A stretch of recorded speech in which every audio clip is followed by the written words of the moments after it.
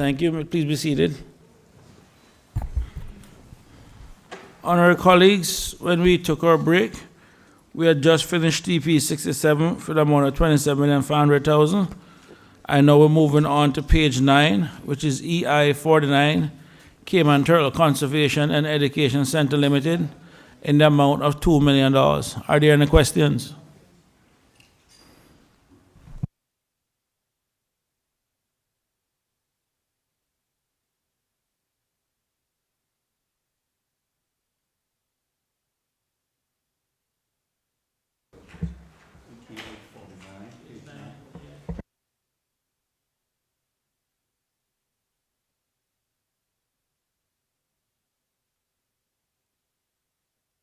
Honorable Member for Cayman Brack, Western Little Cayman.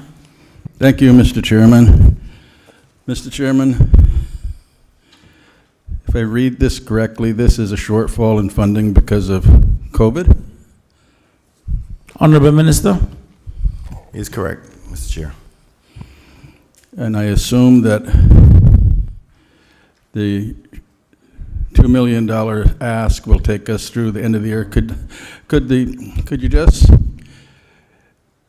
there's no business for the turtle farm, so to speak. It's the anchor of jobs for the 100 plus in the West Bay area. The number one question is to make sure all employees are protected. Honorable Minister. Thank you, Mr. Chair, and thank the honorable member for the question. Yes, it is the Parks Administration's commitment to those employees, unless for some other reason on work that they display in some capacity that they're not doing their job, but they will not be let go in any capacity due to the shortfalls of COVID. We are committed to that, and hopefully we won't have to be discussing that very much longer with a successful reopening in a few months. So we have an attraction, extremely important to the country. We are making sure that the employees there are protected. You have a range of employees from the very highest paid to the ones, and I think it's 96% Caymanian. Before the election, there was an issue about the employment at the turtle farm and a permit that had been put in for one of the top executives there, and there was a feeling that there was a Caymanian that could actually hold that job. Has that permit been withdrawn, or did they continue to put in a permit for that position? Honorable Minister. Thank you, Mr. Chair. I'd only say that we've recently, as the member knows, the minister directly can't be involved in the hiring and firing practices. But recognizing that many of the board members that were there before, I want to thank them for their tenure, and much of them had resigned after the new formation of the park administration. Immediately considering the circumstances that were happening there with some of those details that you highlighted, the cabinet and caucus appointed a new board, and I'm well aware that the board is trying to address some of those concerns that you're talking about without getting into too many details about employment of individuals. But the policy position of the park administration is a Caymanian first policy, whereby if there is a Caymanian available for any position in respect to any entity that the Cayman Islands government is involved with, whether it's statutory authority or government-owned company, that Caymanians are given the first preference. Now I'm aware of the allegation that the Caymanian was not given the first preference, and the board's job is to examine that to ensure that they can be rectified or it never happens again.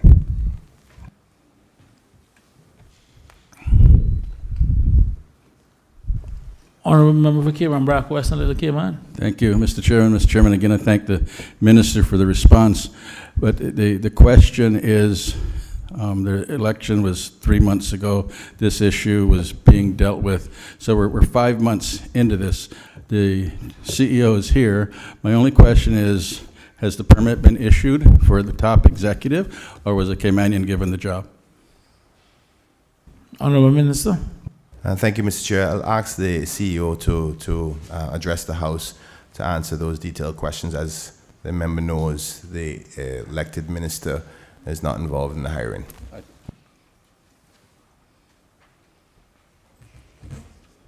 Welcome, Mr. Adam. Before you answer, can you just state your full name and your title just for the record? Thank you. Thank you, Mr. Chairman. Timothy Adam, Chief Executive Officer, Cayman Turtle Conservation and Education Center, Limited. Chairman, if I understand the question, is the status of a particular recruitment? Good. I'll ask the Honorable Member for Cayman Brackwest and Little Cayman to repeat the question. Thank you. Thank you very much. Through you, Mr. Chairman, the issue was we have a request for another $2 million, which obviously we certainly support the Turtle Center, and we support the employment of Caymanians there with a very high percentage and the dependency on those jobs in COVID. The issue that was before the election was that there was a permit turned in for a high-ranking executive that the Caymanians, it was alleged that Caymanians who were capable of doing that job had never been given an opportunity to be shortlisted or interviewed. My only question is, was that permit continued, and has a Caymanian been given an opportunity for that job, or was that job filled with a work permit person? Mr. Adam? Chairman, I suppose maybe I should give context and then I can answer the question directly with perhaps a little better understanding. At the center, we have progressively been intent on giving Caymanians opportunities for the jobs, to the extent that we have some 94, 95, 96 people working there and only 3 work permits. So we have a track record of whenever there's an opportunity to put a Caymanian in place. The percentage was not that when I got there in 2010, but I can speak to what it is today. So if the question is, are we giving Caymanians opportunity? Mr. Chairman, I think the evidence speaks for itself. If we are talking about a particular position, am I at liberty to speak about that, Chair? Can you help me with that? I think this is a matter of guidance, and I'm not sure we don't normally get into personal details here, do we? And I think if there's anything, and I think it'd be best, I don't know, if the Honorable Member for Cayman Brackwest and the Cayman have that conversation with the Minister and the CEO offline. I think that probably would be the best position. Thank you. I thank the CEO for his answer. Mr. Chairman, here's my concern. We're being asked, which obviously we support, $2 million to continue the work and the good work of Turtle Center. If you look at the graphics of the total amount of money that you pay out, and when you fall into the 3 or 4 top executives, that becomes a higher percentage of what the actual payroll is. So I think it's fair for my question of, we want to center on making sure opportunity, and if a Caymanian, especially in a COVID time, is available for one of these top jobs, to make sure that they have the opportunity to get that. So I don't need to drill down. That's okay. Then by all means, I can say to you right now, because the philosophy has always been the public business can't be done in private. If you want to drill, I would say drill away. Ask the question directly so the CEO can answer the question then. Mr. Chairman, if I can just ask, you are 100% right, Mr. Chair, that the people's business can't be done in private. But I am mindful that this is an HR matter and may cause some conflicts if the matter is aired too much in respect to the hiring, and as well as recognizing that if those hires were done and a contract was awarded, there may be legal implications to that. But just to note for the record that any of those contracts were done before April 14th, but also to say that I'll give the commitment to the member who's asking the question to inquire through the board to examine was there any unfair hiring practices in respect to any senior positions over the last 5 months, as the member have highlighted, I know that there weren't any hirings in the last 3 months. Am I correct? Or renewals in the last 3 months, am I correct? To my knowledge, there is a renewal that has been filed, but I do not believe the renewal has been heard yet. That was filed some months back. Or at least it's not been settled. There was a deferral, as I understand it, and further information be provided, which was. So that's where it stands. Mr. Chair, if the CEO would mind, without giving context to exact names, could you give more information as is that renewal for a position that is for a non-Caymanian, and maybe give some context to whether or not there has been any Caymanians applying for it, because that's ultimately what has been asked by the member.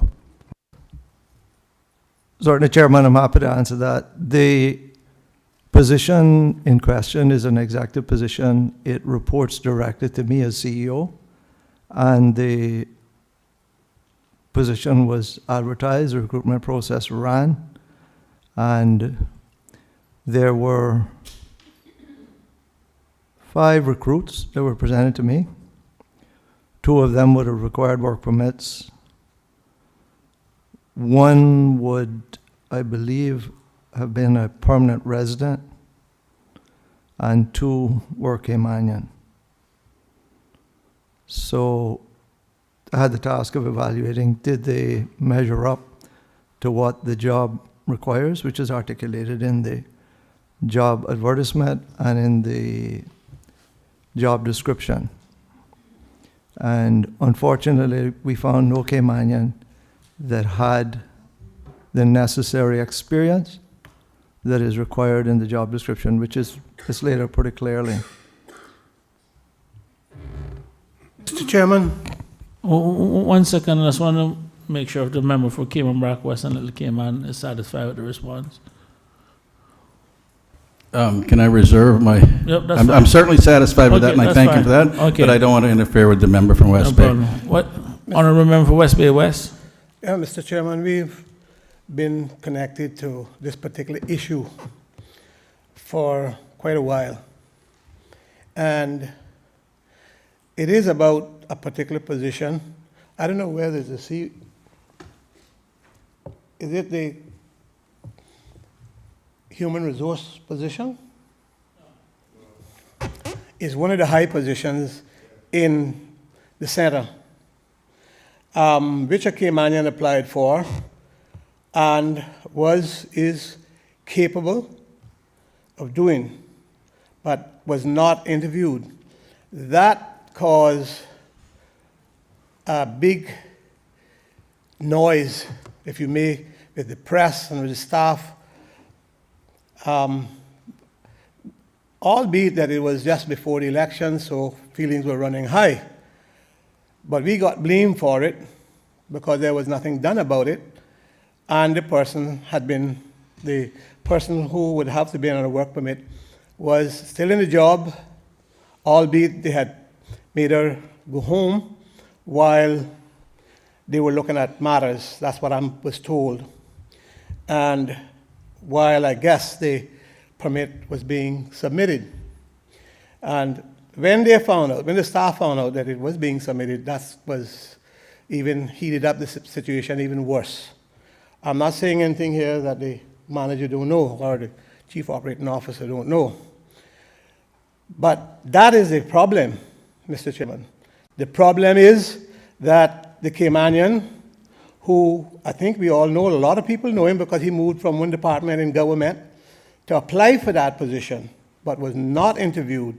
Yet the person who was given they felt was given the job, although the permit had been given a job, but was not supposed to be renewed, but was being applied for, or at least they felt it shouldn't have been renewed, but was not applied for, and so the man was not interviewed, although he had applied. And that is a position. It's not a good situation. Then it's still not a good situation because feelings are running high, And we know, all of us that are elected know that about positions with Caymanians and non-Caymanians and those Caymanians that are capable and feel that they need to be given an opportunity. And so feelings are running very high. Okay, thank you. Honourable Minister. Mr. Chairman, I just for the matter of information for the public and the Honourable House, it seems as if there's some underlying issues that are going on, and as I take pride in not getting involved in the hiring practices, so I would instruct the board to inquire about this specific area to see whether or not there was inappropriate handlings of the hiring of this individual. I'm pleased to hear the CEO say that it's deferred or on hold and has not been completed yet, because if a Caymanian has applied, it is a priority of this administration to make sure that a qualified Caymanian for that position given the opportunity. So I can give commitment to this Honourable House that afterwards we'll have further discussions to investigate what the circumstances are to have some resolve.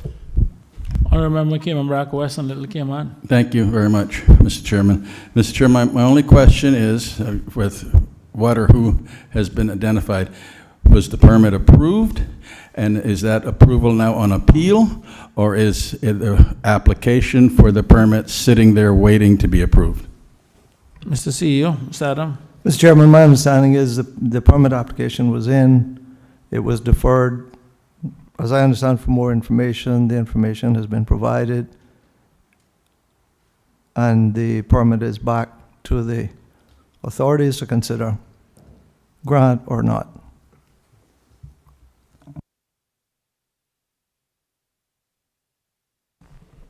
Honourable Member Cayman Brack West and Little Cayman.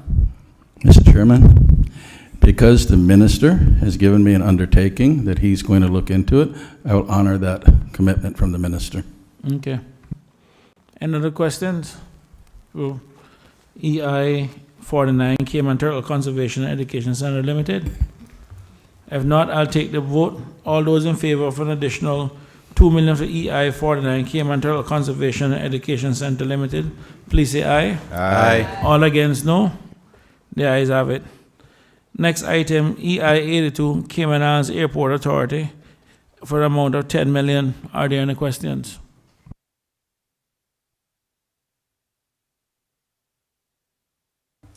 Honourable Member for Cayman Brack West and Little Cayman. Mr. Chairman, I have very few questions on this. I want to compliment the Airport Authority and the work they're doing. They've been on the front line with COVID and everybody that enters the country. They've been part of the border reopening and the commitment from the employees and the people here, the work that they've done. My question to the minister is he comfortable that the $10 million will take us to the end of the year with the reopening actually in jeopardy from the 80% requirement? Honourable Minister. Thank you, Mr. Chair. Through you to the member. As per the directions of the Airport Authority head, I do believe this should take us through. And if necessary, this administration will come back for more. I hope that we don't. But this is the indication they have given to the ministry to suffice through the rest of the budget year. Honourable Member Cayman Brack West and Little Cayman. Thank you. I thank the minister for the response, and again, just to give our appreciation to the members of Airport Authority and being on the front line, the work they do. Thank you. Honourable Minister. Thank you, Mr. Chair. I want to, before you wrap up this, I don't think there's any more questions. Before you wrap up, I just want to say thank you so much to the staff of the Airports Authority, the Turtle Center, Cayman Airways, and ministry staff for coming and answering all these questions. And as per my commitments to the members who've asked questions, I do commit to making sure follow through with them, particularly in respect to the hiring of a Caymanian if there is an application that was overlooked in that respect. So I thank my staff and all the board members for their continued hard work. Okay, with that said, can I go to the vote now? All those in favor of EI 82 Cayman Islands Airport Authority for $10 million, please say aye. Aye. Those against, nay. The ayes have it. Thank you very much. And that concludes the appropriation on the schedule for the Minister of Tourism and Transport. Honorable colleagues, we will just move to page 11. There's a small item there, OE 131, doubtful debt expenses for $41,551. Are there any questions? Okay, seeing that there are no questions, all those in favor of OE 131, doubtful debt expense for $41,551, please say aye. Aye. All those against, nay. The ayes have it. Thank you very much. Okay, colleagues, we move to page 10, and we will start with the appropriation for the Minister for District Administration and Lands. And we start with TP 66, Sister Islands Home Repairs Assistant for the amount of $550,000. Are there any questions? Okay, seeing that there are no questions, all those in favor of TP 66, $550,000 for Sister Islands Home Repairs Assistant, please say aye. Aye. Those against, nay. The ayes have it. Moving on to TP 86, Sister Islands Beaches and Community Cleanup Program for $500,000. Are there any questions? Okay, no questions. I'll just take the vote on that. All those in favor of an additional $500,000 for TP 86, Sister Islands Beaches and Community Cleanup Program, please say aye. Aye. Those against, nay. The ayes have it. Okay, we move on to page 12, EGA 7, Education Services for Students with Special Needs, $441,107. Are there any questions? Member for Georgetown South. Thank you, Mr. Chairman. On the vote for the increase, vote EGA 7, increase in funding for the hiring of 2 teachers and 4 assistant teachers at the Lighthouse School. Can the minister say if these teachers have already been recruited? Honorable Minister of Education, sorry, Honorable Minister of Education.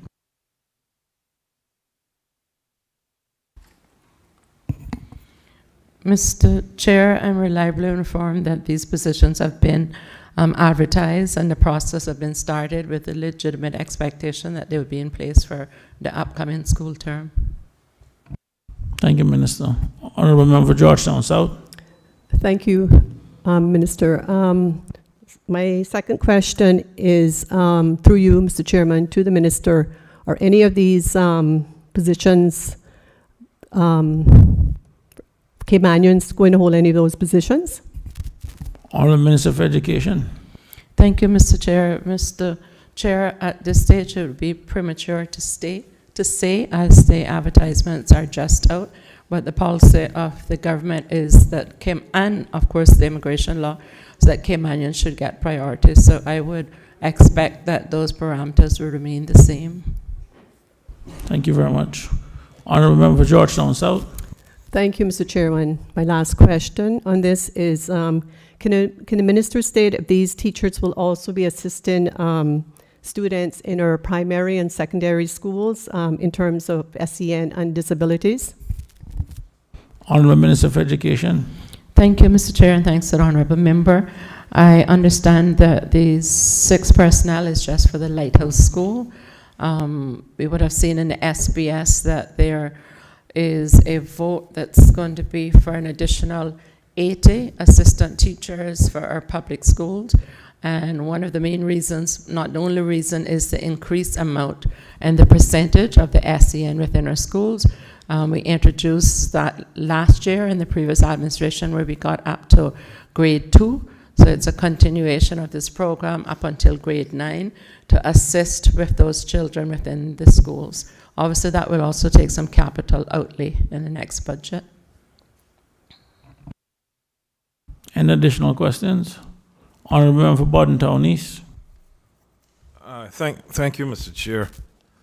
I want to ask a question to the minister. I'm sure it can be asked under this, and I think it's relative to what member for Georgetown South asked. But I wanted to delve down more into counselors and psychologists for each individual school. How is that managed now? And are we still sharing counselors between schools. Honorable Minister of Education. Mr. Chair, I'm going to ask the Chief Officer if she would occupy the chair to the end and respond to the Honourable Member from Bordentown East. Thank you very much. Welcome, Mr. Tanya. For the record, can you just state your full name plus your title before answering the question? Thank you. Good afternoon, Satanya Cacho, Chief Officer in the Ministry of Education. Mr. Chair, through you, the counselors, some schools have full-time counselors and some have them shared. The Theolon McCoy Primary School has 3 days and they're looking to increase that to 4. The educational psychologists are shared amongst schools. They're not assigned to any particular school, but they do a lot of the assessments for students in terms of identifying the special education need that they have as well as the support services that they need.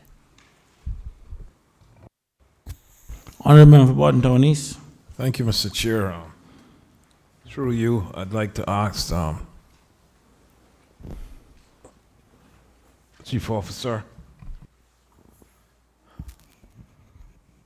if it's being considered in increasing the amount of visits. You said the psychologist, or can you repeat that again, please, about the Some schools have full-time counselors and others, sorry, Mr. Chair, through you, have part-time counselors, so they do a number of days at each school. Theolon McCoy, for example, has 3 days in the last school year, and we're looking to increase that to 4 for the school counselors. The educational psychologists are not assigned to a particular school, but are shared between a batch of schools, and they provide the assessments for students with special educational needs, and as well as identify services to support those students. Thank you so much, Mr. Chair. Would you consider trying to source additional resources to up the visits, especially to the primary schools? COVID has really caused some real stress on our children, and more than we can imagine. Chief Officer. Mr. Chair, through you, certainly COVID has put a lot of strain on families and by extension their children, and we've seen that play out in schools with children and with their behavior incidences, etc. The counselors meet regularly to address those issues, and there has been an increase in provision from counseling services in terms of the staffing that's already there to provide more contact with students who need it. So for example, if we have a child who's acting up quite a bit, there will be additional interventions for that child, and sometimes that's extended to the family depending on the need. Are there any additional questions? If not, I'll take the vote. All those in favor of an additional $441,107 with respect to EGA 7 education services for students with special needs, please say aye. Aye. Those against, nay. The ayes have it. Colleagues, we move into page 13, TP82, Scholarship Special Education Needs, in the amount of $527,536. Are there any questions? Honorable Leader of the Opposition. Yes, sir. Can the Minister let us know where these scholarships would be tendered, or where what sort of educational, whether locally or overseas? Honorable Minister of Education. Thank you, Mr. Chair. It's a combination thereof. These are SAN clients that we don't currently have the capacity within our public school system. So they're placed, for example, at Hope Academy, or they're placed overseas. And the current allocation has been exhausted. And this is seeking to take us through the end of December for those students that obtain the scholarships from the Education Council. Previously, it used to be under the minister, but since taking up the ministry in the last administration, I delegated that responsibility to Education Council, as I did not want a direct involvement with the decision as to who got scholarships and who didn't. So this will cover those who we don't have the capacity, or we don't have the specialists within our system that would go to Hope Academy or would go to overseas. And for the most part, a lot of them go to Florida. Honorable Leader of the Opposition. Yes, sir. One follow-up then. Minister, through you, sir, to the Minister, approximately how many students would be covered by this appropriation? Chief Officer, thank you. Mr. Chair, through you, there's 42 students in local placement and 5 at overseas placement. That number may increase throughout the school year as more children get assessed, and we understand their needs. Mr. Chair. Honorable Member of Borden Town East. Thank you, Mr. Chair.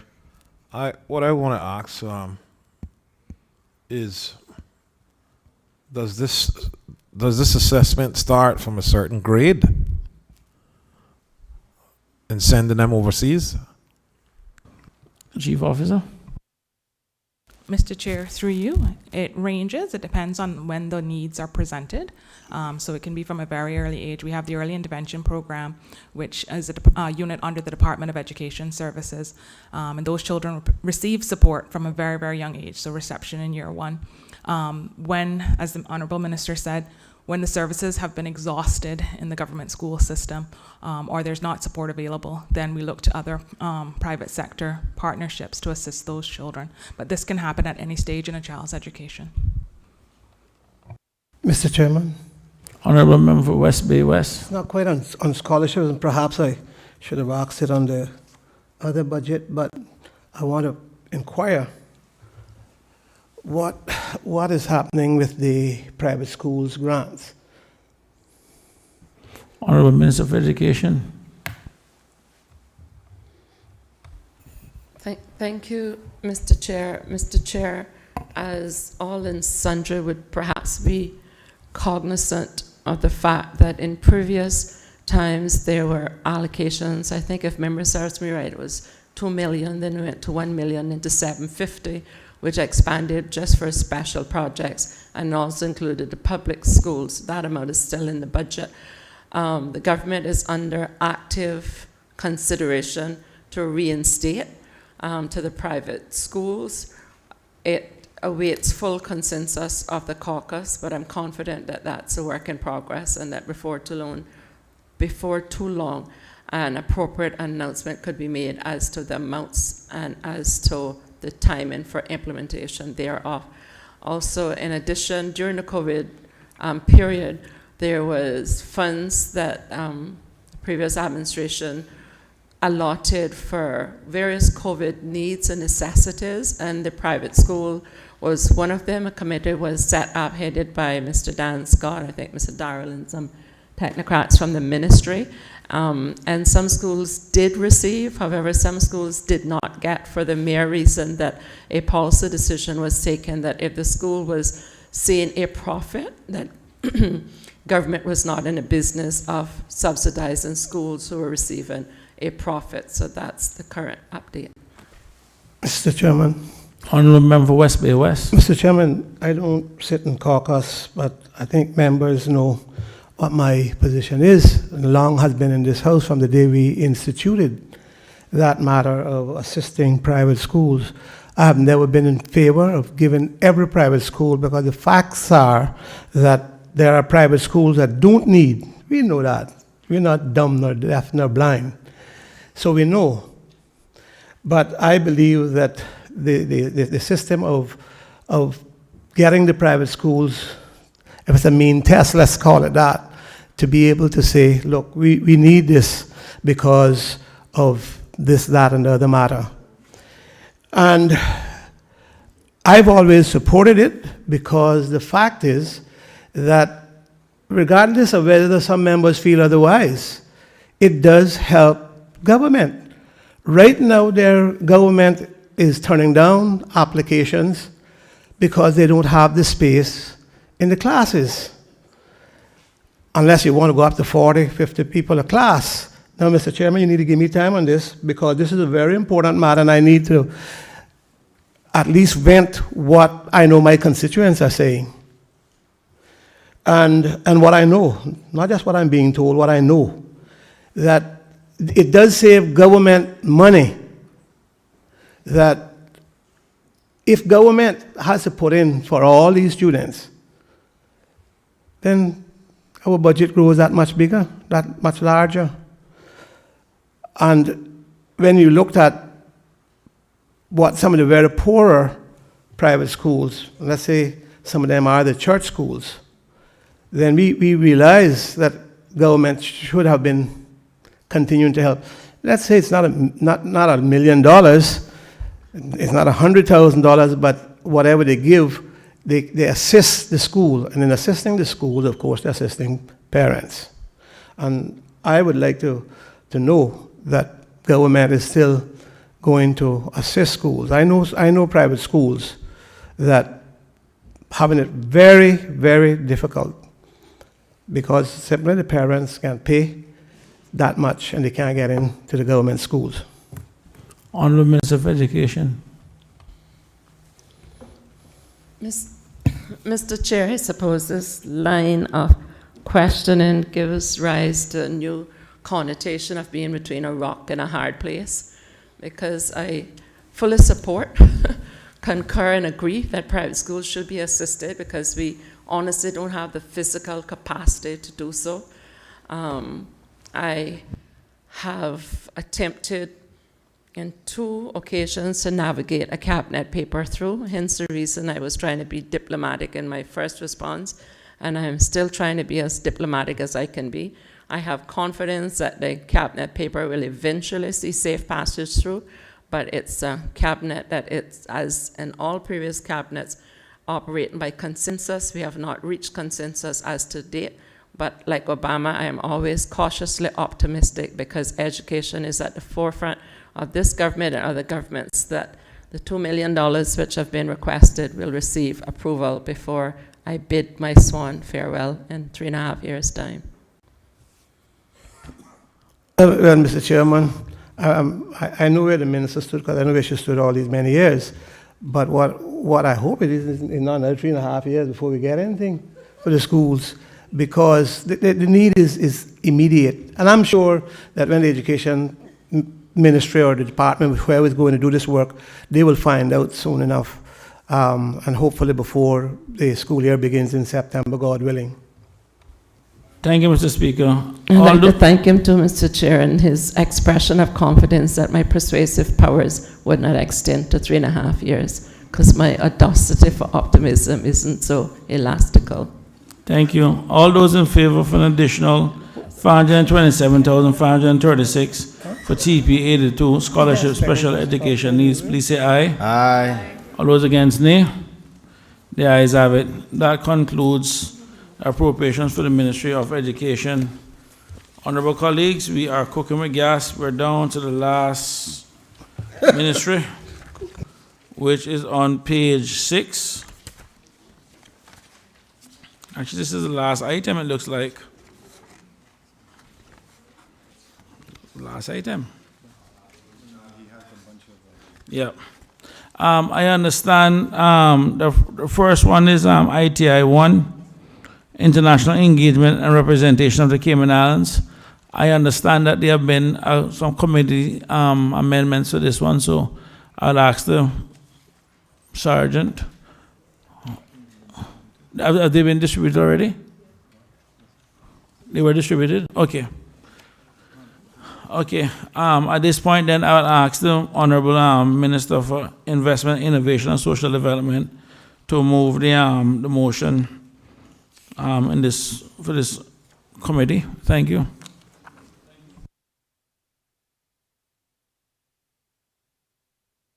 They're not working.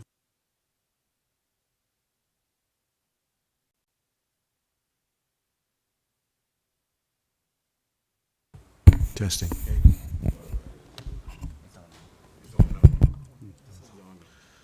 Thank you, Mr. Chair.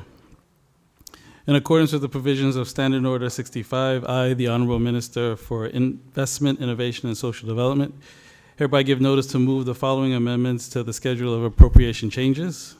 First of which is appropriations to the Minister for Investment, Innovation, and Social Development of Output Group ITI 1, International Engagement and Representation of the Cayman Islands, by decreasing ITI 1 by $2 million. I can make some brief comments to explain that, if you would allow. Please proceed. Mr. Chair, over the years, successive governments have acknowledged that the subject of financial services have had a significant component to international affairs. This has included 2 previous attempts at establishing an office in Hong Kong and as well as in Dubai.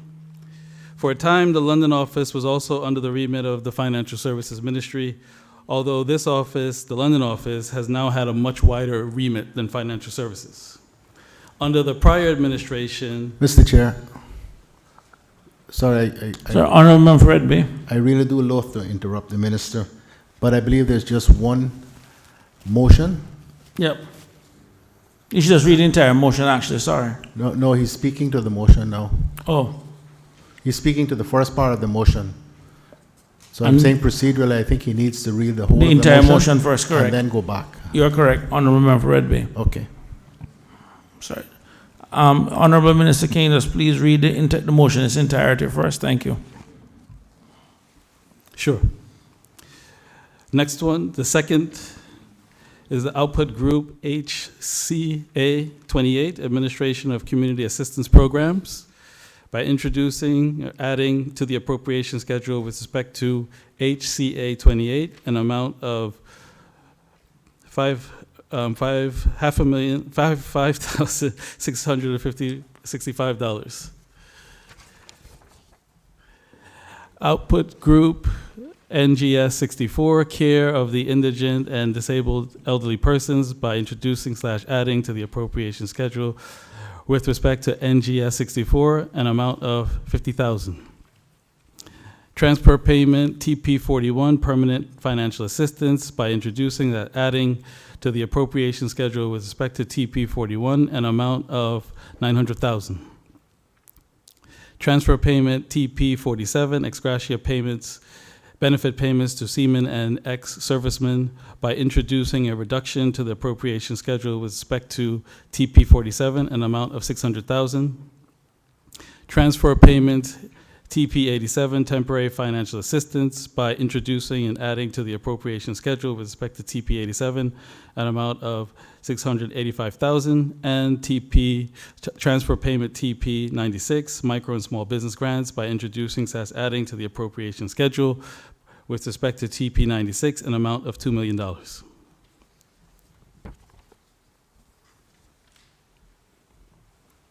Thank you, Mr. Honorable Minister. You had some brief remarks with regards to why this motion is being moved. Yes, Mr. Chair. As I commenced, over the years, successive governments have acknowledged the subject matter of financial services as a significant component related to international affairs. There has been 2 prior attempts at establishing an office in Hong Kong as well as an office in Dubai. For a time, the London office was also under the remit of the Financial Services Ministry, although this ministry has now a much wider remit than financial services. Under the prior administration, a plan was conceived to once again expand the number of overseas offices and also to include a broadened mandate for investment promotion. However, the complexities related to financial services have increased since that plan was proposed. There are now evolving international standards and new global initiatives, and a changing in the geopolitical landscape are factors that have a real tangible impact on the framework of financial services, the main pillar of the economy. Against that background, the PAC government has decided to refocus the proposed overseas offices for North America, Europe, and Asia, and transfer the personnel, operation, and staff to the Ministry of Financial Services, rather than being under the Ministry of Investment, Innovation, and Social Development. Investment promotion will continue as a function, but as a secondary activity. We also acknowledge that there is a competing demand socially at home and domestic concerns. So we've decided to implement a more modest approach to launching the offices. Deployment of staff to overseas offices would probably not commence until the last quarter of this year in relation to North America and Europe, and with a focus of maybe Q1 for Asia next year.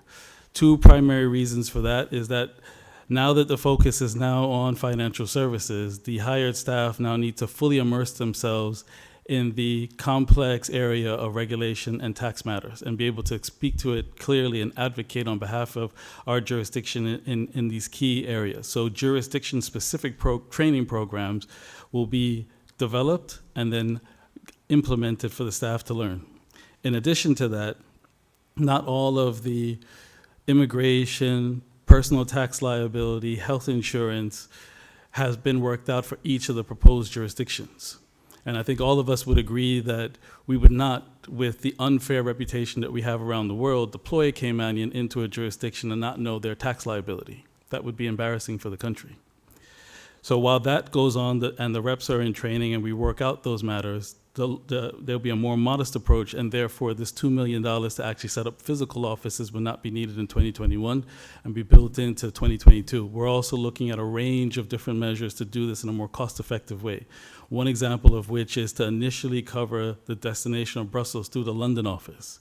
The London office already has the apparatus of diplomatic and tax immunity, and Brussels is only a 2-hour train ride away. Thereby, and also there's a range of financial services stakeholders from Cayman who are based in London, and that would give that representative the opportunity to engage with the business community and then also transport to Brussels as needed for meetings with the European Union. And in this day and age after COVID, after more businesses being done online through video conferencing, we can do this, we can achieve the same goals in a more cost-effective manner. That then allows us to have a reduced cost profile for these overseas offices and allow us to spend more time, more money in the local economy and to support small and micro businesses. I'll pause there because I spoke for a bit. Thank you very much, Mr. Minister. On the issue of ITI-1, international engagement and representation of the Cayman Islands, for the amount, based on the revised schedule, are there any questions? Honourable Member for Red Bay. Thank you, Mr. Chairman. Mr. Chairman, I'm not sure I understood correctly. Can I ask the Minister again to help me? Is the decision now then not to proceed with the opening of a European office in Brussels? Potentially. Honourable Minister. Potentially, we're looking at the cost options. If we can work out a way to land in Brussels and have already resolved the immigration tax status of the employee, we may proceed, but we're looking at all options. Honourable Member for Red Bay. The reason, Mr. Chairman, I asked that question is that, we had very clear advice that with the UK having now left the European Union, the ability of the UK itself to assist us is greatly diminished with respect to issues in which the European Union is involved. I know I don't need to tell the Minister or indeed the Premier how critically important it is that we have good intelligence, good advice, and good advocacy, particularly in the times that we are now, and all of the pressing matters that this jurisdiction and others have to face. And I am very concerned at trying to run the Brussels, the EU end from the London office. I was Premier for 8 years, and previous to that I held responsibility for financial services in another administration, and I know it just is not adequate, and hence the reason why we took the decision, with the advice also of the industry here, to get boots on the ground in Brussels. I appreciate there may be logistical issues, which the Minister has spoken to, but I really would urge the government, above all of the other offices, to do everything they possibly can to get us an office in Brussels where the amount of advocacy that is necessary can be done.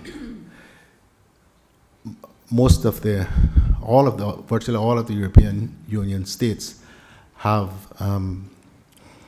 offices in Brussels, and we've operated for many years with the very sage advice of a advocacy lobbyist group in Brussels.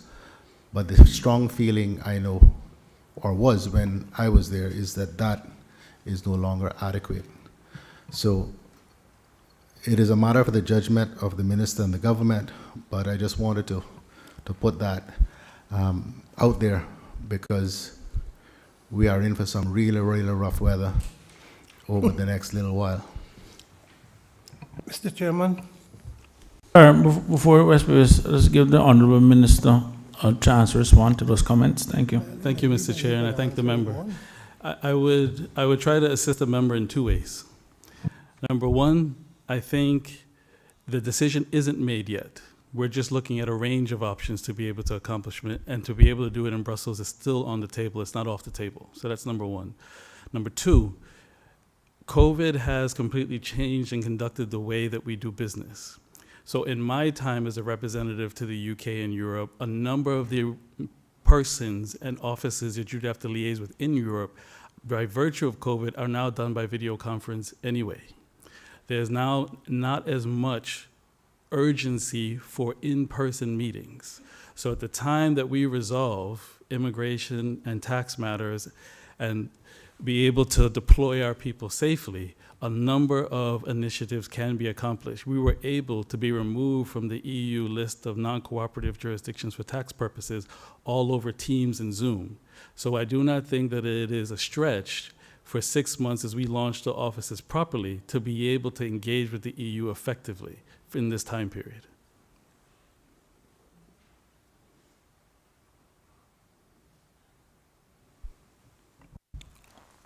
Honourable Member for West Bay West.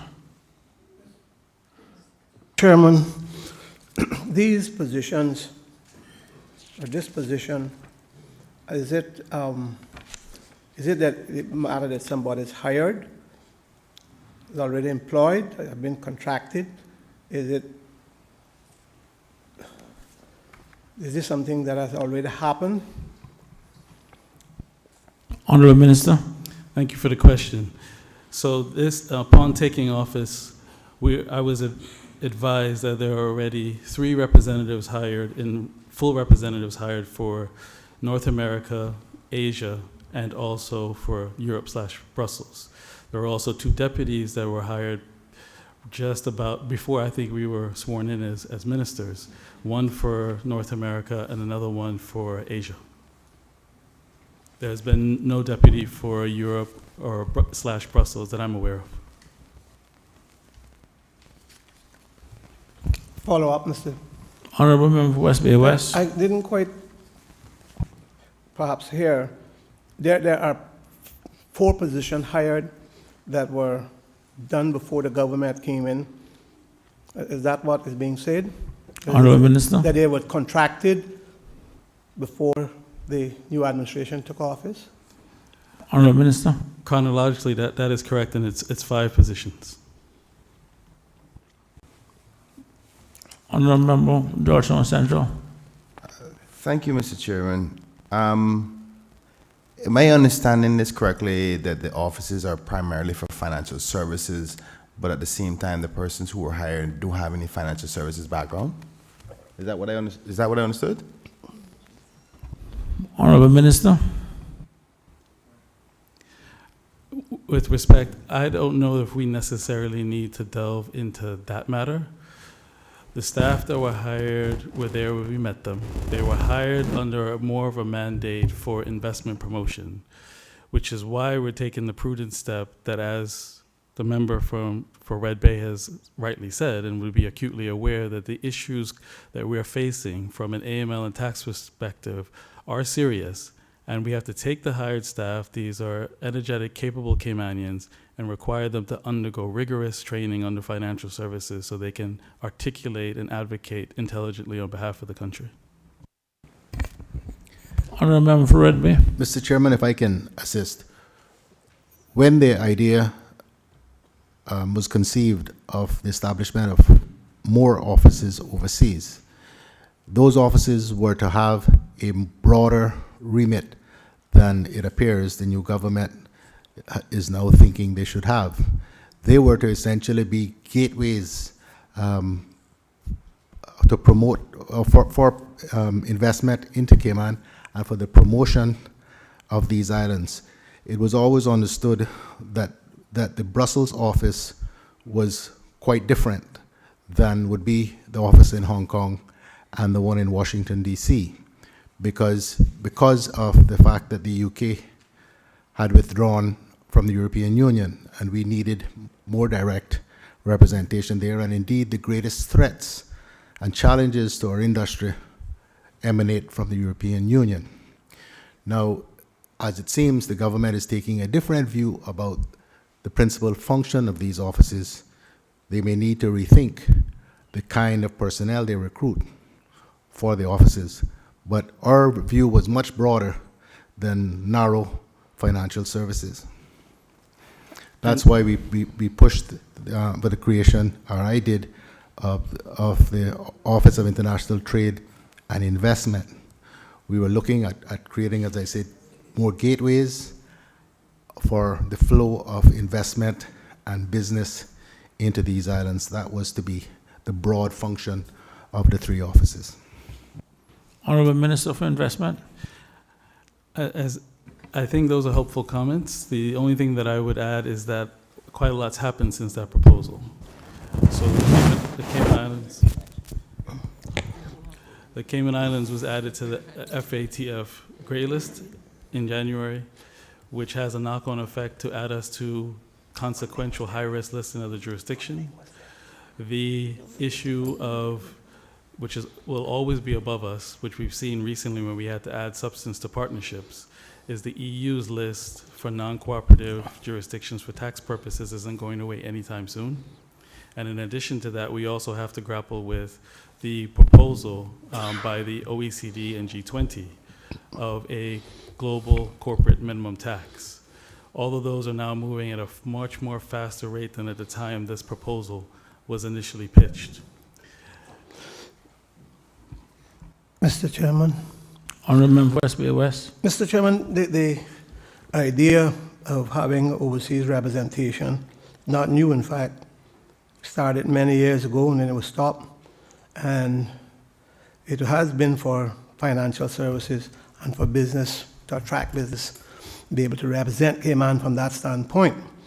I used to always tell them that somebody needs to be around the table overseas. Now that I'm still not understanding, because probably 2 or 3 years ago, this was announced about opening offices. And, well, I never heard anything more. You know, when COVID came down, everything was shut down, but if I remember correctly, it was a couple of years before that this was announced. And I'm trying to would like to find out how we just getting to this point now. Because when was contracts given? How were they given? Who? Well, let's say we don't need to know who. You can't say who. But when did we get to this point? Honorable Minister for Investment. The point and the history was mentioned by the member for Red Bay as to how they were proposed under the former administration. As I mentioned, the timing of the contracts for the current engaged staff or hired staff, to my understanding, was around middle of April of this year for the majority of the contracts. I think I take the member for Red Bay's point that now that this focus has shifted due to the enlarged global challenges, it also is for some of the engaged staff to think for themselves, is this what they signed up for if they're now moving into a more specialist financial services role? So that is something that the Ministry of Financial Services is working through with the engaged personnel, but that is the history as I know it. Mr. Chairman, Honorable Member for Red Bay. in answer to the question posed by the Honorable Speaker, we created the new Ministry of International Trade, Investment, and Aviation and Maritime Affairs, long name, a couple of years ago. the idea of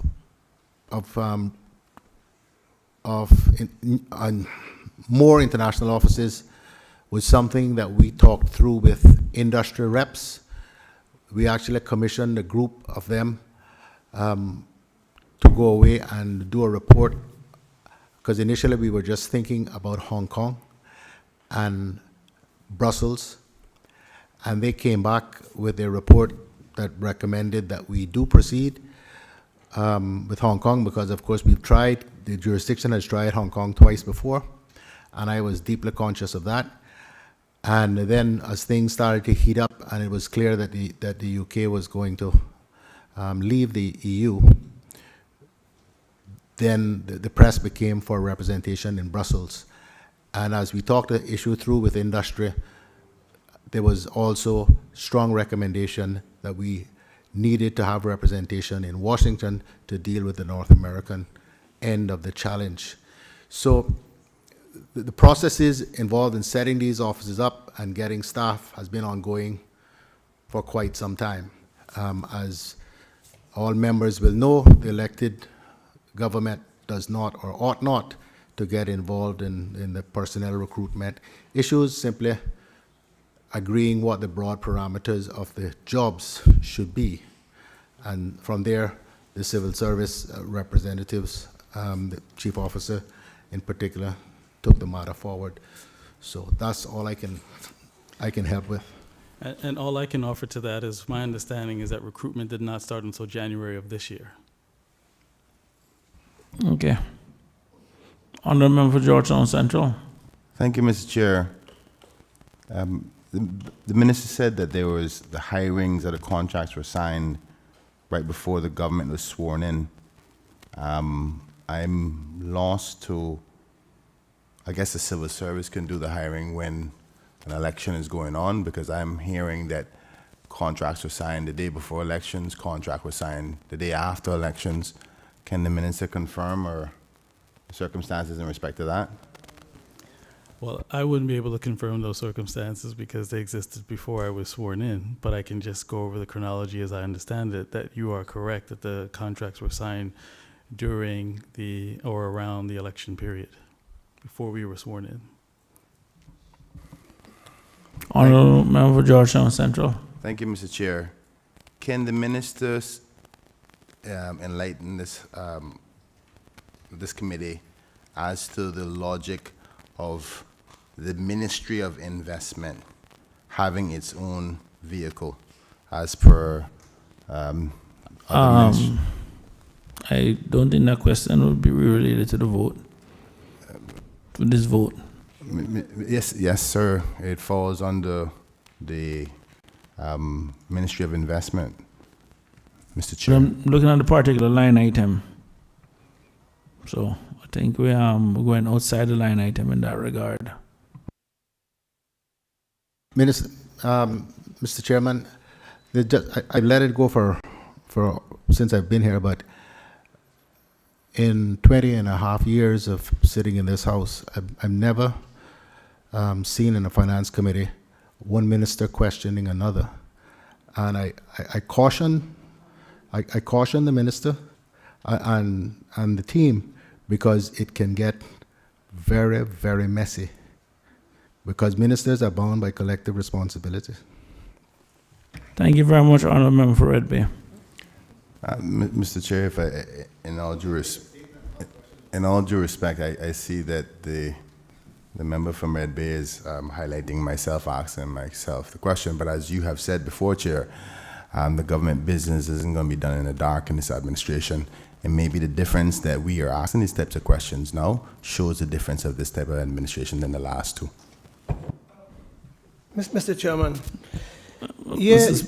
some years ago, it was a policy that huge contracts, just about 3 months before an election or 2 months before an election, maybe 6 months, with some governors. Now, we do have a different constitution, I know, but it used to be so that you couldn't enter huge contracts, and certain contracts, even though civil servants were would be the one doing it because they're the ones that supposed to be doing it, there were certain contracts that you did not go into around the election period. Is all of that, and as I said, we do have a different constitution now. Is that still in vogue or not? I don't know exactly who that question is being posed to, but what I can say, the Honourable Member for West Bay West, is that we have before us several items to vote on, and before the questions start getting all over the place, I'm just going to take the vote now and wrap this session up. So, I do have one question, if I could. Honourable Leader of the Opposition. Yeah, sure. Thank you, sir. Understanding that these people have, through you, sir, to the Minister, these people have now been hired, understand. What is the state of play with regard to them? Because I understand many of them vacated posts, given up employment. Pardon? They're doing training while they get. So they're doing training locally? Because I understand maybe even one had left in the island. Honourable Minister, or more statement? And So could you maybe formulate the question? I was just trying to understand the state of play with regard to the persons that have been hired, because I know many of them, not many, but I'm aware that at least one member and others were, selling homes and packing up and moving. And, this change may have been taking place now subsequent to that. Are they continuing to be on the government payroll? And in terms of what will happen to them between now and when a decision is made? So I've left that in the capable hands of the Chief Officer for Financial Services, who's working through each employee's situation. They are continuing to be paid and working to transfer them over. In respect to those who may have already vacated the jurisdiction, they're also being aware of the process and the terms in which they may have to return to the island to complete training. But the point that you raised sort of highlights the point, I suppose, that the member for West Bay West is highlighting, is that by engaging staff during that particular period without knowing a new government's priority would present these sort of challenges. So I can undertake, if it would satisfy the member for West Bay West, to have a review of the particular point that you're making in relation to the timing of hiring or entering into contracts, not just for this situation, but for all of us, so that no further administration would find themselves in this position again, and also not just at administration, but to your point, member for Georgetown South, the staff that might be affected during that time period where a new administration has not had a chance to set its feet in its priorities.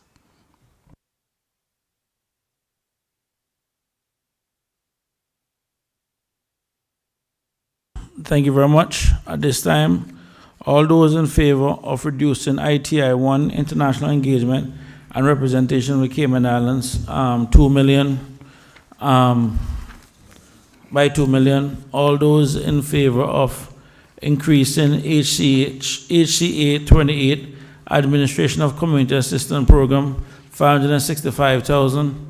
All those in favor of NGS 64 being increased by 50,000. And all those in support of TPI 41 being increased by 900,000. All those in favor of TP 47 ex gratia benefit payments to seamen and ex servicemen be decreased by 600,000. And all those in favor of TP 87 temporary financial assistance be increased by 685,000. And all those in favor of TP 96 micro and small business grant being increased by 2 million, please say aye.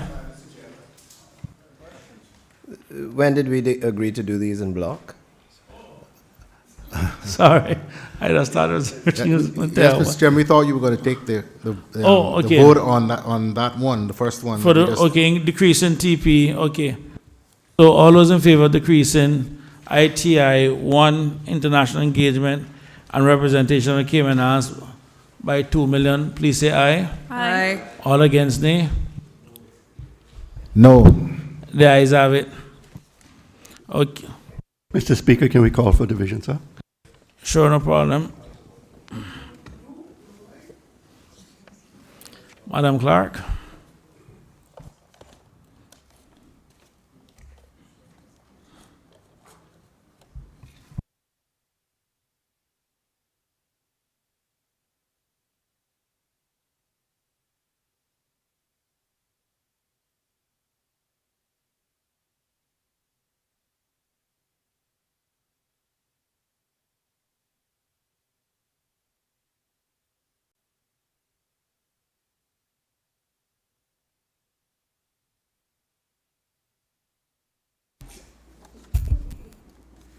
Honorable Wayne Panton.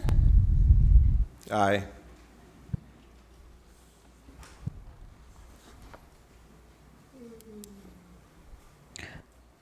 Honorable Kenneth Bryan. Aye. Honorable Sabrina Turner. Aye. Honorable Johanny Ebanks. Aye. Honorable Andre Ebanks. Aye.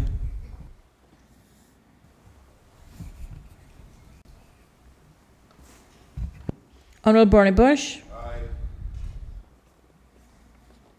Honorable Catherine Ebanks Wilkes. Aye.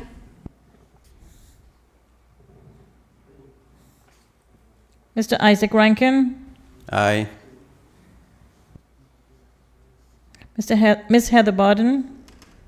Aye. Honorable Juliana O'Connor Connolly. Aye. Honorable Roy McTaggart. No. Mr. Joseph Hugh. No. Honorable Alden McLaughlin. No. Mr. Dwayne Seymour. No.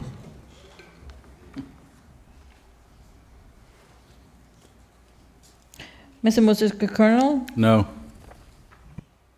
Miss Barbara Connolly. No. Mr. David White. Absent. Honorable McKeever Bush. I thought you left me out.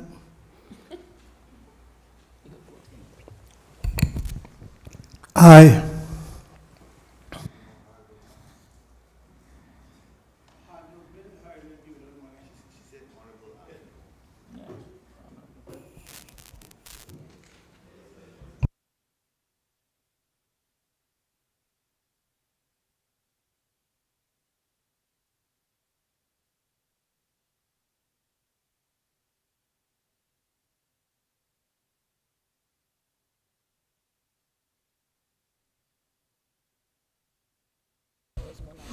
Honourable members, the results of the division, 11 ayes, 6 noes, the motion carries.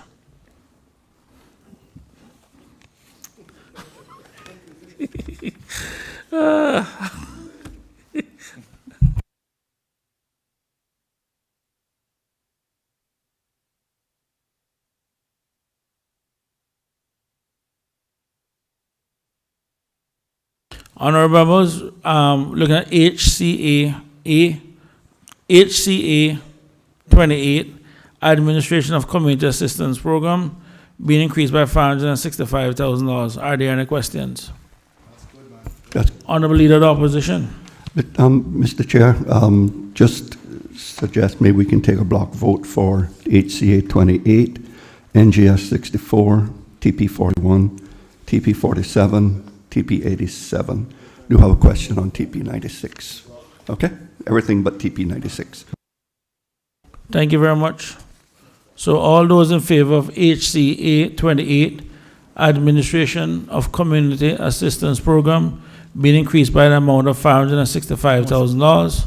All those in favor of NGS 64, Yes. care of the indigent and disabled elderly person. Mr. Chairman, I do apologize. I seem to finding myself afoul of my colleague from Red Bay again asking my colleague a question about the monies, and this is only because of the fact of the inferences drawn before about the persons in need for assistance, and highlighting the fact that this is a tremendous amount of increase in the needs assessment unit area to help persons who are in need. So can the minister just give us a download as to why this large amount of money is being allocated to the needs assessment unit, as it became a hot topic earlier today?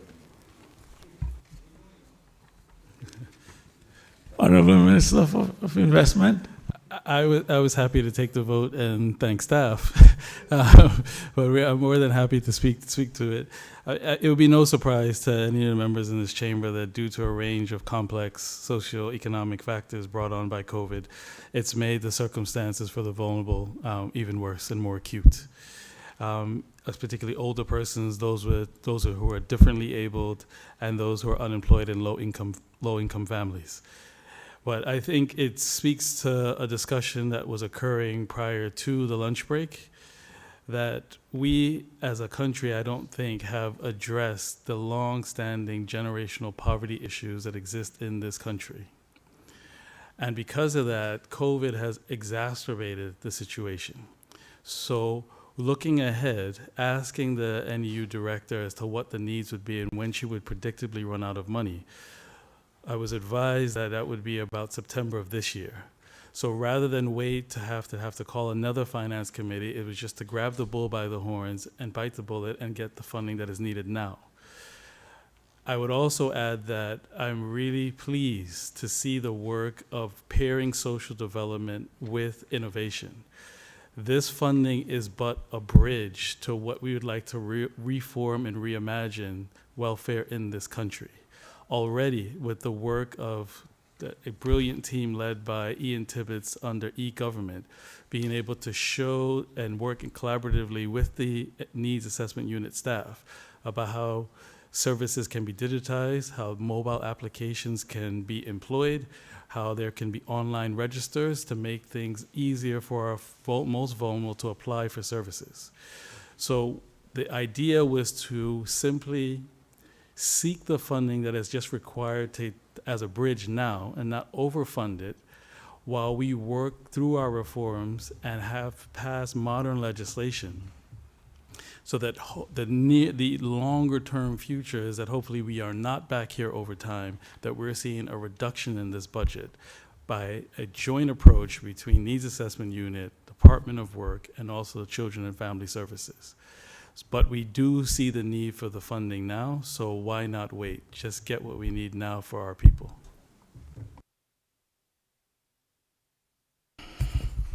Honorable Member for Cayman, Brack West and Little Cayman. Thank you, Mr. Chairman. Mr. Chairman, I'm glad to see that the tourism minister's getting ahead of me with sorting out this problem, and he knows I appreciate that.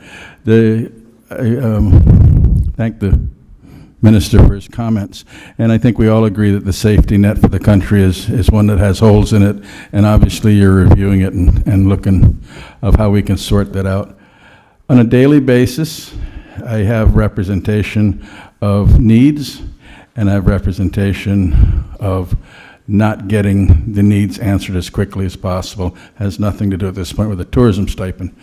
The main complaint that I get is the assessment process, that they have to be assessed before they can receive any type of help.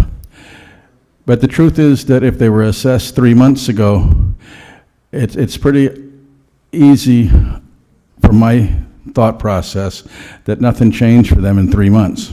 So they can't get anything for 2 or 3 weeks until an assessment is done, and then they are awarded where they were before. I know the minister has a lot of experience with this, and I'm sure that you've probably seen some of these examples as well. But I think at this point, where we are, because of COVID and other issues in the community, if you could look into that specific assessment, and I'll just drill down a little bit. In an assessment, you have to go to the bank and get a letter. Well, if you didn't have anything 3 months ago, you got less now. You have a whole process of letters that have to be signed, and the staff and the complement of workers that you have in that part of your ministry work extremely hard, and they try every day to get this done. And it may be, second part, an issue of not enough human capital to address it. So we're certainly voting in support of giving more funds. If human capital or whatever's needed, I leave it with you to try to see if that's something that you can entertain and look at getting help quicker. Honorable Minister for Investment. I thank the member for his helpful comments, and I couldn't agree more. We are looking and analyzing the entire process from beginning to end to see what can be expedited. On? Testing? To see how the process can be expedited. For example, we know of cases in which the persons who are vulnerable are coming to assistance, but need to complete the application with documentation the government already has in another department. So what we're doing with innovation is seeing how those data sharing can happen automatically. Better? Can happen automatically so that you can reduce the process and reduce the red tape so that we can get to a decision quicker. So I'm quite pleased in just a few weeks to see with the combination of e-government how they can do to enhance the process, and I certainly undertake to do as much as we can to get needs met as quickly as we can, so we get help to those who need it as fast as possible. Honorable Member Borden East. Thank you, Mr. Chair. I want to put on record that I applaud the work that the needs assessment team is doing, and I know the job can't be easy. From some of the stuff I've been hearing in terms of persons attending their offices. But I receive representation every day in terms of rent not being paid on time. And I thought that we had delved into this situation and tried to sort it by doing direct deposits, etc. I'm wondering if we're looking at I don't know if you all are receiving that same information, but I know there's a myriad of persons who don't want to rent to NAU anymore because they say they don't get their funds on time. Whether this is true or not, I guess someone can say. But if we have identified and vetted clients who we rent from, what is wrong with prepaying them? Even if they have, I'm sure the need will always be there that we can always use up the funds, whether we've overpaid or whatever else. But once that is a client that we have vetted and is in our pool, it doesn't sound very good for us as a government, not paying the rent, and then in essence then they come to us as representatives to try to pay the rent until government can pay the rent or NAU can pay the rent. I'm wondering if you all or the department is getting the same complaints. Honorable Minister for Social Development. Through you, Mr. Chair, I think, as far as I know, the direct deposit is on and still working.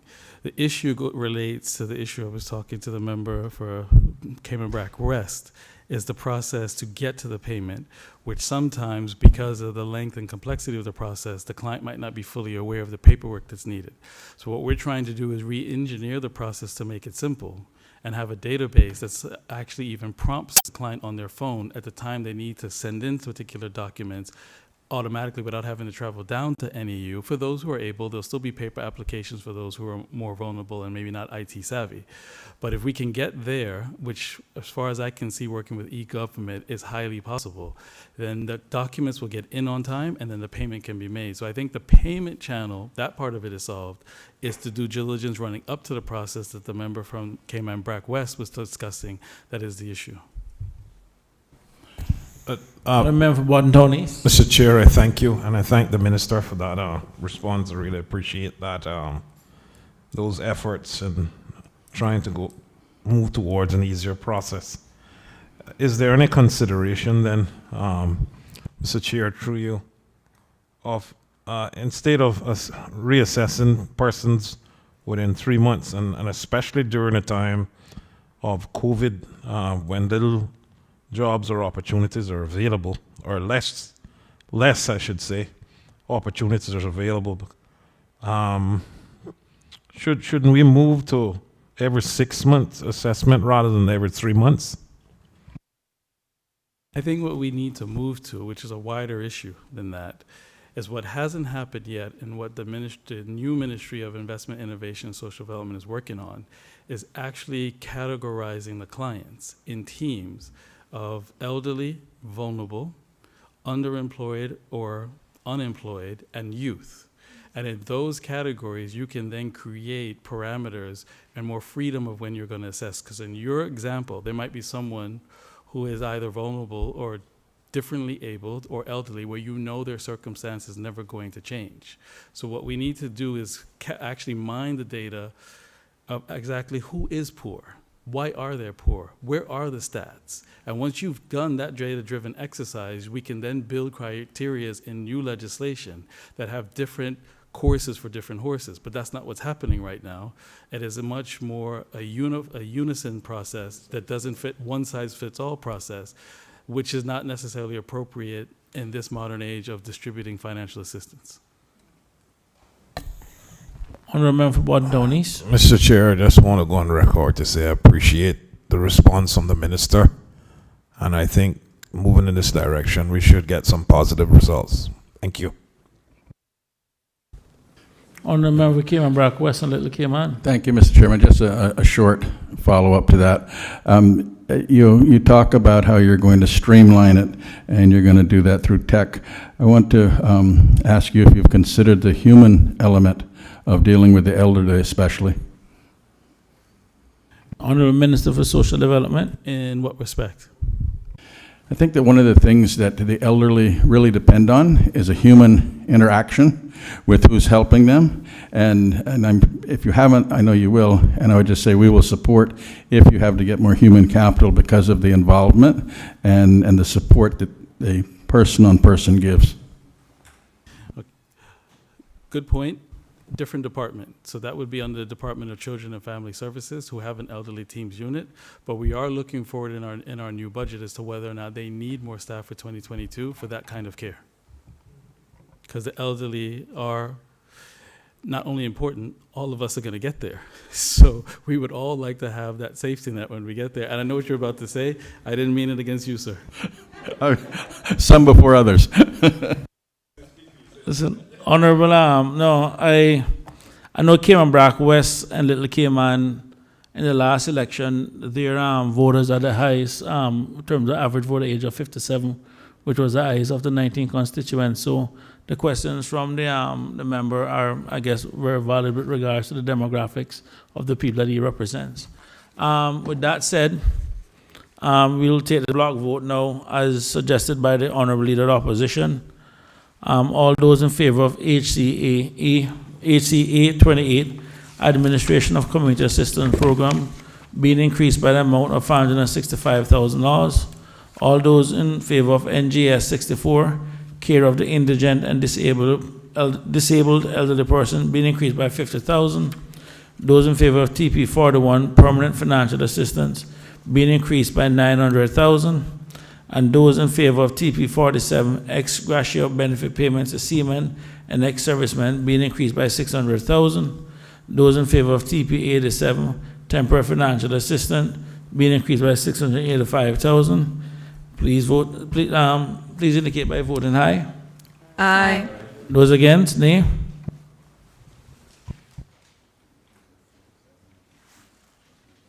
Which one?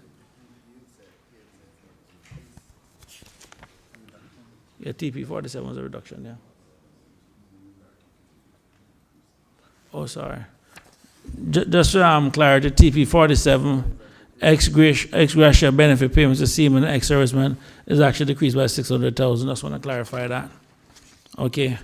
Last items, honorable colleagues, TP 96, micro and small business grant being increased by $2 million. Are there any questions?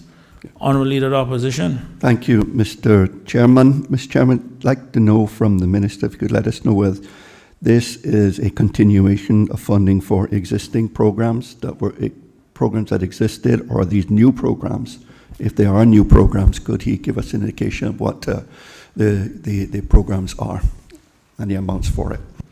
Honorable Minister for Social Development. Thank you for the question. So this comes about, and I think it's connected to a discussion we were having before the lunch break, in terms of how do we help those who are on the front line of tourism because they need assistance right now. So with this government taking the decision that we don't necessarily need physical office space this year for the overseas offices of $2 million, we as a government decided how else we could utilize those funds locally for those who are on the front line. We've had strong representations from the land and sea tour operators that they are hurting. They're heavily leveraged in their assets before reopening. So this is a program to, at least for 3 months, provide them with grants for small and micro businesses who are on the front line of land and sea operations based on the assets that they have registered, and try to get them payments at least for the next 3 months. We may have to come back depending on the timing of reopening, but they need relief right now. Honorable Leader of the Opposition. So just to ask for confirmation, this is geared specifically towards tourism-related businesses? Honorable Minister. Yes, sir, and specifically in relation to those who have assets such as boats, jet skis, horses, buses. Because although they are all, we've met with them, they're all very appreciative of all the grants that happened before. But I believe that that income went to them personally so that they could personally survive. But what they hadn't had is those specifically geared towards their assets, so they can make those payments. So while they receive the tourism stipend, on the one hand, that's enough for household expenses, but not enough to actually have their assets. So let's just say, hypothetically, God willing, reopening happens September, October. They might not be in a position by then to actually have assets. So bookings might come in, but they might not have the assets to actually run the charter or the tours, which would then be a nonsense because they would have lost that, ended up at NAU, which we just can't have. So we need to put them in a position to get them readiness for reopening. Honorable Leader of the Opposition. Thanks to the member to the Minister for that clarification. So if I'm hearing you correctly, sir, it's very narrow use of the funds, primarily to help them maybe to pay loans or for that, for their assets.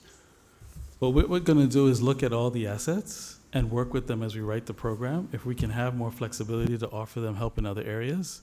And I took on the point earlier about the Music Association. If there's a residual amount that can be used, we'll rather use the funds very wisely.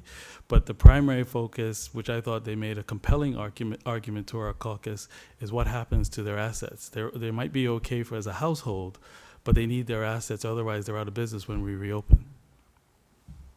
Honorable Deputy Leader of the Opposition. Thank you, Mr. Chairman. Mr. Chairman, I thank the Minister for the update, and I just wanted to, I think he indicated that this would not affect the individuals. A lot of them are individuals trading as. This would not affect their tourism stipend if they have not found other employment, but there's also those who have found employment for themselves but still have 1 or 2 staff that they try to keep on to maintain the boats and vehicles, and in case they get a weekend charter locally and stuff. I think it's important to know that a lot of those persons, even though perhaps they were employed even before COVID or found employment after, were using the stipend to pay those staff to keep them on and try and help them survive, because their staff may not qualify for the stipend as being non-Caymanian. So I want to, if I'm understanding it correctly, they'll have an opportunity to make up in areas where they may have lost a stipend to find further support through this program, including staffing. Honorable Minister. Yes, because the stipend is geared toward the business. Honorable Member for Cayman, Brack West and Little Cayman. Thank you, Mr. Chairman. Mr. Chairman, to ask the Minister, how quickly will this be available? As fast as you vote yes and we can get out of here. I would have done that a long time ago, you know that. Do you really believe that $2 million is enough for this program? Initially, yes, as again, it's hinged on the reopening, but these numbers are based on the representation that these operators made to caucus and their projections of what's on the books in terms of assets. So if reopening, unfortunately, is delayed and we have to go back to replenish the program, then we'll need to do that. But as of right now, this would be a major boost for them over the next 3 months. Thank you. Thank you, Minister. I think the concern is we're certainly in total support.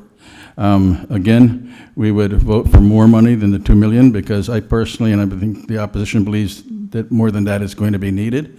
Again, we look at and realize that these are businesses that were working at their maximum when COVID started and hit. Our biggest concern is this. So these are businesses that each person worked extremely hard to build. They're generational businesses. We know them all, and they're going to be put in a very uncompetitive situation because they're going to take 2 or 3 years at least to recoup the losses that they have made trying to keep their doors open or trying to keep their boats up or trying to keep their taxis working or trying to keep their tour working. So I would ask you if you would consider looking at the moratorium on the WIS licenses to continue to protect the North Sound boat operators and those tourism-related businesses that depend on Stingray City and the North Sound, and to also look at how we can accommodate the small businesses, the micro businesses, and let's not forget about there's some larger businesses that are involved here that they're really hurting, and how we can protect them. That example being they are no longer competitive, they're trying to pay off debt, they can't reinvest, they have no capital available to them to buy new boats or new whatever, but somebody just shows up and starts a new business and they are uncompetitive with that business. So if you would consider looking at some period of moratorium that protects them to get back into the business of tourism. Mr. Chairman, if just for a matter of clarity, we've already announced that we've put a moratorium on that. Moratorium on WIS? Yeah, absolutely. My apologies, Mr. Chairman. Just to let the member know, we announced that we intend to do that at the last press conference. It's just a matter of process, and the Premier can speak to it. Yeah, speak to it. Honorable Premier. Thank you, Mr. Chair. Yes, in terms of the clarification, there has been no moratorium put in place in relation to the WIS licenses, but that is something that we are currently contemplating and working through the process to ascertain how we can put that in place. But that the consideration of that and the possible implementation of that will be imminent.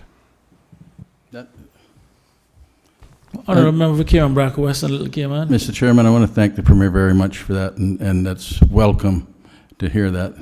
And that is part of the question, but there was another part, and I don't know if you're saying that had already been announced, and if it has, I'm extremely happy to hear it. But the request and the consideration from the minister responsible was that he entertained the idea of protecting Caymanian businesses who are at risk and have been out of business for 1.5 years, trying to keep their boats floating, try to keep their buses, tour operators intact.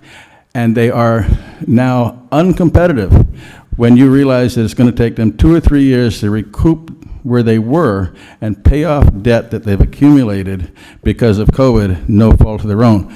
But the uncompetitive situation is that if somebody shows up and decides to start a business and compete with them that is capitalized better, they are then ahead of the game and ahead of the Caymanian that's generational in this industry.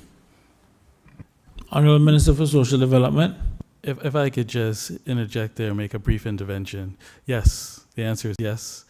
This was an opportunity to put forward a program related to assets, which hadn't really been done before. Now that we've seen that we'd have support from the opposition with this type of consideration, I'm happy to take it forward and consider other varieties. Honorable Member for Cayman, Braca West and Little Cayman. I want to thank the minister for that answer. We're in total support of that. Thank you so much. Okay. All those in favor of TP 96 micro and small business grant being increased by 2 million, please say aye. Aye. All against, no. The ayes have it. Honorable colleagues, the committee will, that pretty much brings us close to the end of the committee. We'll meet again on Wednesday, the 21st of July, to review the report of the committee and the minutes of the committee's deliberations. They'll be, member for West Bay West. Yes, Mr. Chairman, I had indicated to you that I needed to raise some matters, a matter of the hurricane and emergency shelters. And I hope, Mr. Chairman, I can get some assistance here. Mr. Chairman, because you've been here, you know that we've been talking about this for some while. In our community, like others, I guess, in our district of West Bay, we don't have anything much of hurricane shelters. When we got to the chance to had funds to do so, we chose to build the school hall because that was needed and that could supplement whenever we have any kind of emergency. Well, that proved so, but time has moved on. The district has grown to now we have just about, last indication, anyway, around over 13,000 people. And several churches had fallen down in Hurricane Iwan. And ever since that, we've been trying to come to grips with assisting them. Where did that idea came from? It came from the Borden Town getting assistance for theirs. And that took so long that I think they just started back on that. But we can't really put it back anymore, Mr. Chairman. The Chapel Church of God has written several letters saying what their position is, willing to agree with government that the building would be used in a time of an emergency, such as a hurricane. The New Testament church did the same thing. The Adventists did the same thing, and they went ahead. They were meeting in the school hall for years, and that caused all kind of promise. So was the New Testament, and with charges and fees, and thank God the Adventists got to the point where they were able to move in, but they made a request for, I think it was over $100,000, I think. That's about $100,000. And that did not, while they were promised, that did not materialize as yet anyway. So, Mr. Chairman, I know that we recognize the situation that we have in our communities. And as I said, other districts might have it, but certainly we have a serious need. We have some situations that can remedy.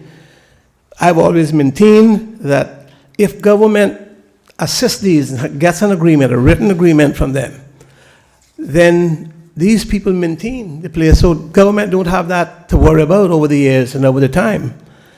But we got to get to the point, Mr. Chairman, that we do something about it. And I know that there are letters in the Ministry of Finance, but I managed to get one copy because my phone get all messed up. It got to be that the messages and WhatsApps and that comes to me from government or anybody else goes to Miami, goes to London, and then come back to me, and I still can't get them at times. So I don't know what happens there, but you can believe there's a lot of emails and stuff that get lost. But I do have this one. I'm going to ask the Premier just to pass it across. But you will find the letters there because up until recently, as of December, I wrote to the Minister, the present Leader of the Opposition, and he promised that they would put it and bring it forward in the election. Well, he's not in that position now, but he's in a position to vote if it came to that. But, Mr. Chairman, I can't make the case. I've made this for years and years. I can't make it anymore any stronger. They are in need of the assistance. It's a good plan because we, as a government, don't have to keep it up, but we'll have an agreement where we can utilize it. Finally, as I said, Bordentown is being completed, it looks like. And so that whole program that I put forward came off of the Bordentown program. And so I'm hoping that, that the government can find some funding, and if it's not even what all is requested, that we'll give them some funding to provide for emergency things that they would need, like the generator, kitchen equipment, etc. Thank God the New Testament, hard-working, and as those people don't have huge incomes, they have gone locked up so far, but they're still in need of a lot and outstanding in costs. And I would hope, even though they are locked up, the chapel is still not able to move into anything. Chapel, Church of God, that is. And I hope we can get to the point where we will satisfy the Adventists with the promise that we made.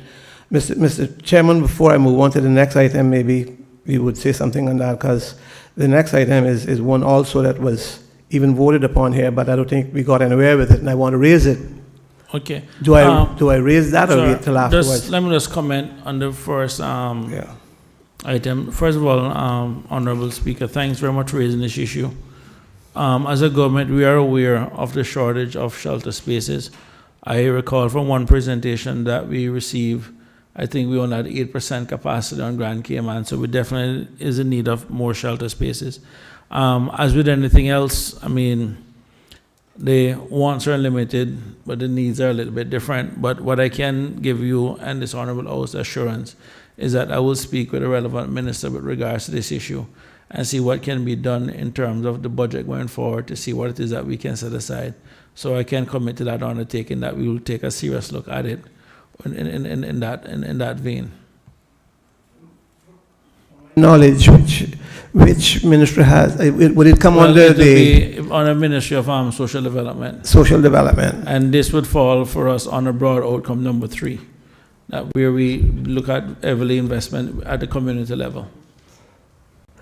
So, Yes. like I said, we will discuss this with the minister, because it is the entire shelter issue across Grand Cayman is something for everyone. For every district. It's not just a West Bay issue. No. It's a Bordentown issue, it's a Georgetown issue, it's a Northside Eastern issue, and Cayman Bracken Little Cayman issue to some extent. So it is something that is high on our priority, especially now during hurricane season. The historical fact is that when it came time and that I had any executive authority, we needed a school hall terribly because we were using the town hall in West Bay. And so we took the decision that if we build a school hall, we will be able to utilize it, or at least when we have an emergency. But then so many things happened that we just can't utilize the school hall, because the school now has grown bigger and needs that hall even more so. So that's why we didn't really put forward a ready-made built shelter, let's call it a hurricane shelter. I have put forward also, and I can only speak for West Bay because we don't have anything else that's public besides that. Place like Bordentown has a civic center, and they're building. What happened to that building then? Can you be used? Yeah, No, but at least you're doing something with the chapel church. We are aware, like I said, Yeah. across Grand Cayman, the hurricane shelter space is at 8%, which is wholly inadequate. Very inadequate. You know, so this is something that we look at. And you say you have a second issue you wanted to discuss? Yes, I'll deal with it too. And when I put forward to look at a building, when I've spoken to the minister for emergency shelter in the Boson Bay area, an unfinished building. That being said, Mr. Chairman, I'm asking us again, can we look at the Superior Auto program? Mr. Chairman, We know that was viable, still is a viable program, and we got to the point where I brought it here, and members supported it to the point of the $300,000 that they needed, and that it was agreed they didn't need to have to register, because that was one of the things the Attorney General verified that in Finance Committee, and we agreed to get the funds, $150,000 in 2020 and $150,000 in 2021 for the program. Well, nothing has been done so far. So, Mr. Chairman, I'd ask you to look at it and hopefully get back to the point where we can, that has worked. We know it can work. We know it has served the community, and we believe that we should do that. Finance Committee said yes. Mind you, this one can change its mind. Honourable Minister of Education, and if you care to comment on the issue raised by the Honourable Member for West Bay West. The first response is no, but the response is there is in fact $300,000 that the previous Finance Committee had voted. It's still in the Ministry's budget. It's due to expire midnight on the 31st of December. I asked for a legal opinion to be obtained, and the legal opinion was opined. However, I'm reliably informed that the Education Council and the technocrats as well, in accordance with their understanding of the Education Law 2016, requires that the institution be registered. Meetings were held with the proprietor Superior Auto. They are not minded to register it, and so we have met an impasse, and it's my latest understanding that it was to be discussed at caucus tomorrow. Okay, Ms. That, okay, tells me as much as I can want for at this time, except that if I was leading, I would tell the whole world this. Ain't no education council in the world can tell me that that is not a good program, that is not workable, that something can be done to find the right place for that. They don't take their test, they go all the way to Jamaica. That's how they used to do it to the German school in Jamaica, and do their test and pass their tests, because that's a registered institution, well known throughout the Caribbean. So it won't be any council stop me, but I don't have no more say than what I'm saying here right now. All right, Mrs. I noticed that the minister had taken it as far as she could go, and I want to say thanks to her, because that happened in the last administration as well.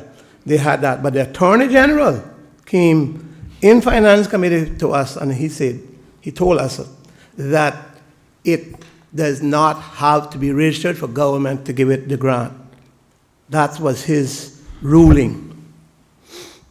Okay, thank you, Mr. Speaker. Honourable Member for Red Bay. Mr. Chairman, can I crave your indulgence to get a little clarity on something? The strategic policy statement noted that the government has taken the decision to draw down the contingent funding, that loan that the government, which I had the honor to lead, had arranged, and that it proposed to spend 200 million of that in the course of the 2021 calendar year, and another 100, I believe, or 130, I can't remember correctly, in 2022. So what I am struggling with is, procedurally, Finance Committee approved the borrowing of that money. So that bit of it is done. But there's nothing that's been said in the course of these Finance Committee proceedings which explains how that 200 million is to be appropriated. And as far as I'm aware, Finance Committee would have to approve those individual appropriations in the same way we have approved these. And beyond that, these appropriation changes that are sought total, I think, some 94, maybe a little more than that now, $94 million, not 200 million. So I would be grateful, as I'm sure colleagues would be as well, for an explanation in relation to how that is being handled. Well, thank you very much, Honorable Member Redby. Quickly, just a correction to your initial statement. We're not spending 200 million this year. It was to draw down. We had approval to draw down up to $230 million for this year and $100 million for next year based on the 330. At present, what I can say is that the only thing that we have to do, which I believe we have until Wednesday to confirm, is to keep the facility alive. We'll have to draw down US $10 million just to keep the facility alive. And at this point, that is the only thing that we'll be committing to at this point, just looking at where our cash is at this point.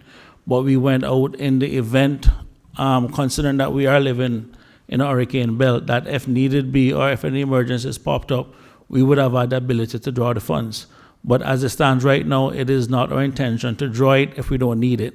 But to keep the facility alive, I have instructed the Honorable Financial Secretary to write to the syndicate that we will draw the 10 million US as required in the facility to keep it alive. And then as we plan through our forecasted expenditures and everything, we will actually see if it is needed.